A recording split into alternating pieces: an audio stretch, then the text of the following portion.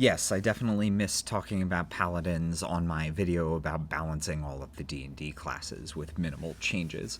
I covered everything except the artificer and the paladin, and I just forgot the paladin because I'm a messy person. So yeah, what would I do to balance paladins in the 2024 rules?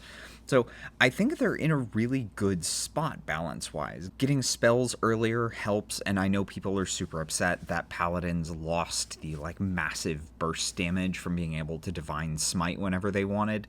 I think getting rid of that burst was probably a good choice. Otherwise, paladins find themselves in a 5 minute adventuring day situation like wizards in previous editions. It might feel a little bad if you're used to playing a 2014 paladin. Balance wise, I think it's probably fine.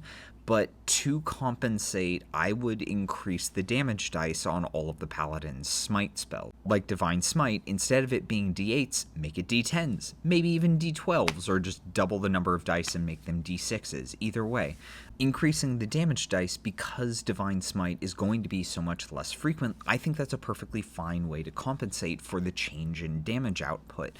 Paladins still get that satisfying big burst damage out of their spell slots, but they're not like melting an entire encounter in a single turn just because they throw all of their spell slots behind however many attacks they can squeeze into one action. I think going back to Divine Smite just being on hit whenever you want, no action, I do think that would cause some issues in the 2024 rules with the availability of Nick weapons and the updated dual wielder. Like the Paladin meta would immediately become 2-weapon fighting with the dual wielder feat because you can smite 4 times in a turn starting at level 5. And like that would be fun very, very briefly, but it also makes balancing the game incredibly difficult because you can just one person solo every encounter in one turn, and like that's very fun and flashy on paper, but it's not actually fun to play long term.